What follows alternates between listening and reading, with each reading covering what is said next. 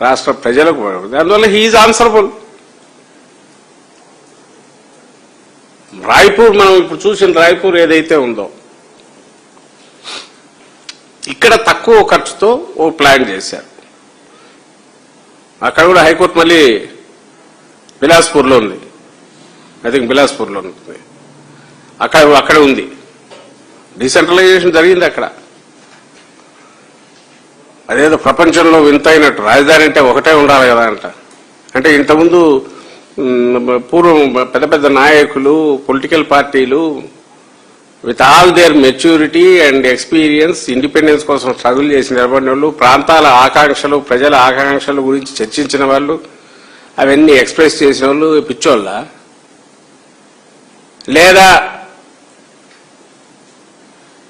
మన రాష్ట్రం విడిపోయినాక ఆయన ఎవరు శివరామకృష్ణయ్య గారి కమిటీ, శివరామకృష్ణన్ కమిటీ వేస్తే సెంటర్ తన బాధ్యతగా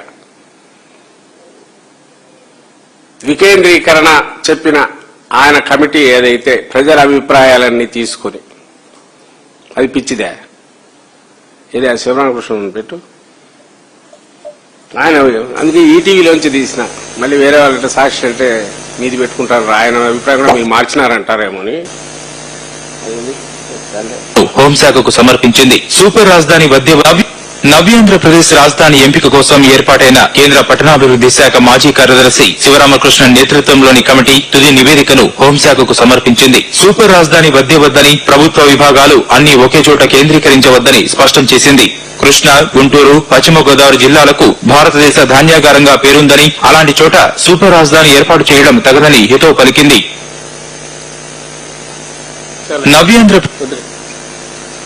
ఏమర్థమవుతుంది అబ్బాయిది? రెండు విషయాలు. ఆ రోజు కేంద్రం అఫిడవిట్లో కూడా ఇదే చెప్పింది. కేంద్ర ప్రభుత్వం ఒక కమిటీ వేసింది. ఈరోజు కేంద్ర ప్రభుత్వం అది అసలు ఎట్లా మామూలుగా అట్లా పార్లమెంట్లో చట్టం అంటున్నాం. మరి ఆ కేంద్ర ప్రభుత్వం వేసిన కమిటీ మాటకు విలువలే. ఏం చెప్పారు ఆ కమిటీ? 4000 మంది ఒపీనియన్ తీసుకుని వాళ్ళు ఇచ్చిన రిపోర్ట్లో ఒకటే చోట సూపర్ రాజధాని వద్దు, వికేంద్రీకరణ అవసరం, రైస్ బౌల్గా పంటలకు 3-4 పంటలకు ఇది ఇచ్చే ఇలాంటి పొలాలు వద్దు, ఇంకా చాలా చెప్పింది. అది ఇక్కడ సాయిల్, దీంట్లో ఉన్న ఇబ్బంది, ఇవన్నీ చెప్పారు. దాంట్లో అవన్నీ లేవు. మరి నువ్వు అది విన్నావా? దాన్ని చాప చుట్టి పక్కన వేసేసి నువ్వు నారాయణ కమిటీ పెట్టుకొని ఇదిగో ఇది అని ఈరోజు నిన్నేమంటాడు? వాళ్ళందరూ వచ్చి అద్భుతం ఇక్కడే రావాలని అన్నారు, అందువల్ల పెట్టానని వాళ్ళకి ఇస్తాడు. ఇంతకంటే అబద్ధం ఏమైనా ఉంటుందా? సో వికేంద్రీకరణ అనేది ఈ రోజు కాదు, ఆ రోజు వచ్చి ఉంది. ఎందుకంటే ప్రతి ప్రాంతం వాళ్ళ ఆకాంక్షలు ఉంటాయి. సరే కాదు, దాంట్లో ఇది ప్రాగ్మాటిక్ అప్రోచ్తో 2019కి ముందే నువ్వు పూర్తి చేసి కనెక్టివిటీ క్రియేట్ చేసి, క్యాపిటల్ అంటే జగన్మోహన్ రెడ్డి గారు ప్రిపేర్డ్గా ఎందుకే కదా ఇల్లు కట్టుకుంది ఇక్కడ. ఇప్పుడు రాయ్పూర్ లాగా కట్టింటే దాని మానాన్ని అది డెవలప్ అయ్యేది అవుతుంది. ఇప్పుడు ఫంక్షనల్ ఇదైతే ఉంది అనే ఉద్దేశంతో ఎవరిబడి దానికి ప్రిపేర్. వేరే స్టేట్లో ఉందా ఈ ప్రాంతం? అమరావతి అనేది ఏమన్నా పక్క స్టేట్లో ఉందా? వద్దనడానికి ఏమి ఇక్కడ మాకు ఓట్లు రాలేదా? మీ కొడుకు ఇప్పుడు గెలిచిన మంగళగిరిలో రామకృష్ణాడు ఎట్లా గెలిచాడు? అంతకుముందు 2 సార్లు ఎట్లా గెలిచాడు? సో నువ్వు అనుకుంటున్న చంద్రబాబు నాయుడు అంటున్న ప్రకారం నిన్న అమరావతి కోసమే స్టేట్ అంతా ఓట్లేసి నిన్న అంటున్నాడు. వైజాగ్లో అంటే ఎప్పుడు రానంత మెజారిటీ వచ్చిందంట. వద్దన్నారు. అది దేనికి వచ్చింది అనేది రకరకాల అనుమానాలు. మేము ఎందుకని అట్లా జగన్మోహన్ రెడ్డి గారంటే ఏదో ఆడలేక మధ్యలో ఓడన్నట్టు అనుకుంటారేమో అని, కానీ ఆ ఈవీఎం మిషన్ల మీద ఉండే డౌట్లు ఉన్నాయి, మిగిలిన వాటి ఉంది. నిన్న ఇప్పుడు కూడా చర్చ జరుగుతుంది. 4 సెకండ్లలో ఓటు ఎట్లా పడింది అని అడుగుతున్నారు. మేం కాదు, మేధావులు, న్యూట్రల్ వాళ్ళు అడుగుతున్నారు. That's a different issue. But question is, అదే క్రైటీరియా అయితే మరి 2019 ఎట్లా పోయినావమ్మా? 2019 ఎన్నికల్లో నువ్వు అప్పటికి ఒక డ్రీమ్ క్రియేట్ చేసినావు. 14-19 మధ్య ఐకానిక్, ఇంకోటి టైటానిక్, కింది నుంచి పై నుంచి ఇవన్నీ చెప్పినాడు కదా ఆయన. కృష్ణా నది మీద నుంచి ఒకటి, అండర్ గ్రౌండ్ ఒకటి, ఒలింపిక్స్ కండక్ట్ చేస్తాను నెక్స్ట్ టైం కంతా అన్నాడు కదా. మరి ఎందుకు వేసుకోలే? ఇక్కడే కొట్టారు కదా, ఈ ప్రాంతంలోనే కొట్టారు కదా. అంటే అది క్రైటీరియా కాదు కదా. దానికి చర్చించాలంటే అది వేరే విషయం అవుతుంది. బట్ క్వశ్చన్ ఈజ్, ఒక ఆథరైజ్డ్ కాంపిటెంట్ కమిటీ వాళ్ళు పట్టణాభివృద్ధి శాఖలో ఎక్స్పర్ట్స్ అలాంటి వాళ్ళందరినీ పెట్టి సెంటర్ చెప్తే నువ్వు దాన్ని పక్కకు తోసి తీసుకున్నావు.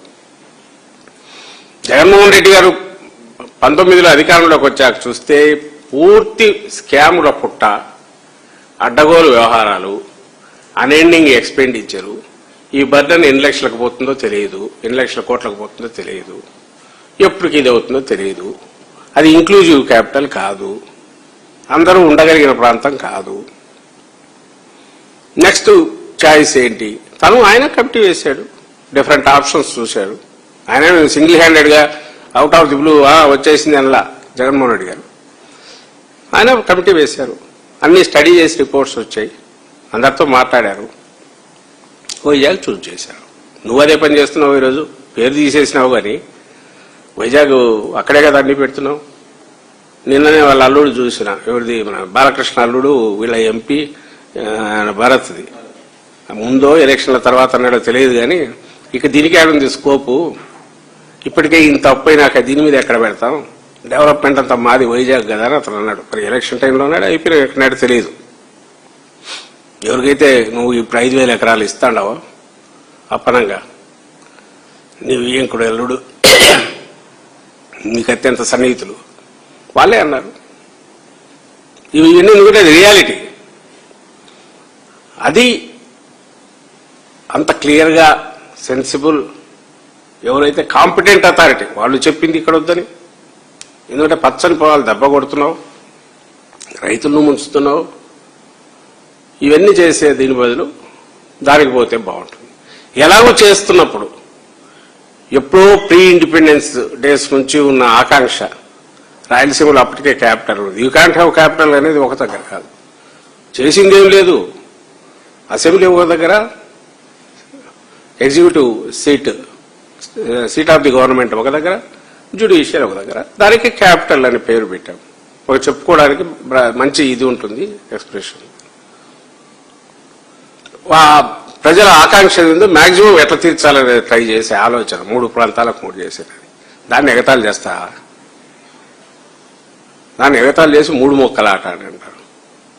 ఇప్పుడు రైతులకు సంబంధించి ల్యాండ్ పూలింగ్ అని నువ్వు పెట్టింది, ఈ రోజుకు వాళ్ళ పరిస్థితి ఏంది? అందరూ అడిగింది. నిన్న పార్లమెంట్లో మా లీడర్లు అడిగేది, యాక్చువల్ నువ్వు సంజాయిషి బోన్లో నిలబడి చంద్రబాబు నాయుడు గారు చెప్పాలా. వాళ్ళకెట్లా ఘనంగా చెప్తున్నాడు, నేను 50,000తో మొదలుపెట్టి ఈరోజు 95,000 ఇస్తున్నాం ఎకరాకు. ఎవరు సొమ్ము ఇస్తున్నాడు? అయినా గవర్నమెంట్ సొమ్ము ఇస్తున్నాడు. గవర్నమెంట్ సొమ్ము ఈయన ఇచ్చి 3,800 కోట్లు ఇప్పటికి ఇచ్చింది. ఏదైనా రైతులకు కానీ పెన్షన్ల రూపంలో కానీ అక్కడ ఇచ్చింది. ఇప్పటికి పోనీ ఏదైనా కొలిక్కి వస్తున్నాయా? అవి ఎక్కడున్నాయో ప్లాట్లు తెలియదు. మనకు వచ్చిన సమాచారం ప్రకారం 600 ఎకరాల పైన చెరువుల్లో ఉన్నాయండి ప్లాట్లు ఇచ్చినవి. వాటిని పట్టాలు రిజిస్ట్రేషన్ ఇంతవరకు కాల 8,000 పైగా ప్లాట్లు చేసిన తర్వాత వాటికి ఫిజికల్ గా చూపాలంటే ఎక్కడ చూపాలో సరిగ్గా ఎట్లా, ప్లస్ దాని మీద లేఅవుట్ చేసి ఇవ్వాలి. ఇచ్చిన తర్వాతనే నీవు ఇచ్చే కౌలు ఆగుతాయి. ఇది కాక మళ్ళీ సెకండ్ ఫేజ్ ఇప్పుడు అంటున్నాడు. ఏమంటే ఇది మున్సిపాలిటీ అంటాడు. ఎవరు బోన్లో నిలబడి సంజాయిషి ఇవ్వాల్సింది? లేదా ఎవరు అన్ని రకాల అధికార దుర్వినియోగానికి పాల్పడి ఎక్కడ ప్రపంచంలో లేని అవినీతి మార్గం ఒకటి కొత్తది ఎంచుకొని దానికి మళ్ళీ తనకు తాను సెల్ఫ్ సర్టిఫికేట్ ఇచ్చుకొని ప్రజలను నిరంతరం కంటిన్యూస్ మోసం చేస్తున్నది ఎవరు? మోసం చేయడమే కాదు, ముంచుతున్నది ఎవరు? జగన్మోహన్ రెడ్డి గారు గ్రోత్ ఇంజన్ కావాలా మనకంటే రాష్ట్రానికి గుదిబండను, లక్షల కోట్ల అప్పునుతో ఒక గుదిబండను మెరకేస్తున్నది ఎవరు? చంద్రబాబు నాయుడు కాదు. ఈ నేపథ్యంలో జగన్మోహన్ రెడ్డి గారు ఆ రోజున్న పరిస్థితుల్లో అది చెప్పారు. తర్వాత రకరకాల కారణాల వల్ల అధికారంలోకి మళ్ళీ చంద్రబాబు నాయుడు గారు వచ్చారు. వచ్చాక ఇప్పుడు 5 ఏళ్ళు 29 వరకు ఉంటారు కాబట్టి స్వామి అక్కడ ఎందుకు నువ్వు అంతంత పోస్తున్నావు? అది నీళ్లలో పోసినట్టు కూడా అది ఎక్కడికి పోతుందో తెలియదు. రాష్ట్రాన్ని అప్పుల ఊబిలో ఆల్రెడీ ముంచావు. ఇది కొంత బరువు అయితే ఇది కాకుండానే ఎడపెడ అప్పులు చేసి ఉన్నవన్నీ ఎత్తేస్తున్నావు, రెవెన్యూ కూడా తగ్గిపోతుంది, ఇంకా అప్పులు పెంచుకుంటూ ఎక్కడికి పోతావు, కాబట్టి స్టాప్ ఇట్, ఇదిగో ఇక్కడ పెట్టు అని అంటే దానికి తాటాకులు కట్టే ప్రయత్నం.